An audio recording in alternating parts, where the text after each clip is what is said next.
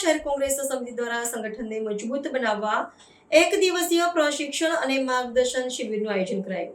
ભારતીય રાષ્ટ્રીય કોંગ્રેસ સમિતિના આદેશ અનુસાર વડોદરા શહેર કોંગ્રેસ સમિતિ દ્વારા તાજેતરમાં એક દિવસીય જિલ્લા સ્તરીય માર્ગદર્શન અને પ્રશિક્ષણ કાર્યશાળાનું આયોજન કરવામાં આવ્યું હતું.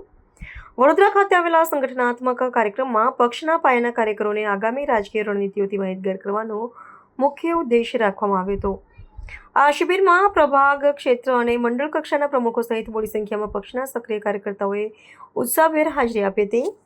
ગુજરાત પ્રદેશ કોંગ્રેસ સમિતિના પ્રમુખ શ્રી અમિત ચાવડાના સીધા માર્ગદર્શન હેઠળ આયોજિત આ તાલીમ કાર્યશાળામાં પક્ષના સંગઠનને મૂળ સ્તરથી વધુ મજબૂત અને સક્રિય બનાવવા પર ભાર મૂકવામાં આવ્યો હતો.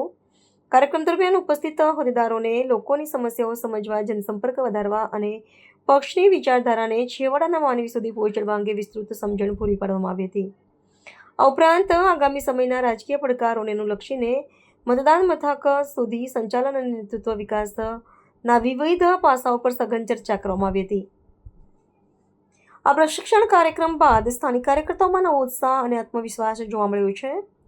વડોદરા શહેર કોંગ્રેસના આગેવાનોએ પ્રતિક્રિયા આપતા જણાવ્યું હતું કે આવા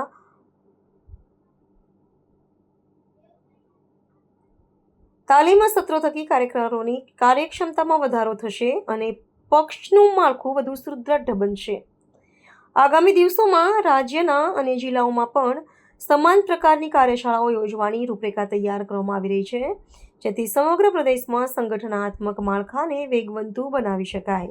વડોદરા શહેર કોંગ્રેસ દ્વારા મંડળ અને સેક્ટરના પ્રમુખોની ટ્રેનિંગનું આયોજન કર્યું છે.